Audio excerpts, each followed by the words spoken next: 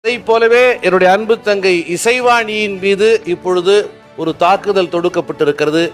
இது தனி மனிதர் மீது தொடுக்கப்பட்ட தாக்குதல் அல்ல, சிறுபான்மை மக்களுக்கு எதிரான வன்மத்தை கக்குவதற்கு தனிநபர்களை குறியீடாக மாற்றுகிறார்கள் தமிழக அரசு. ஆகவே இதில் கூடுதல் கவனம் எடுத்துக் கொள்ள வேண்டும். அதை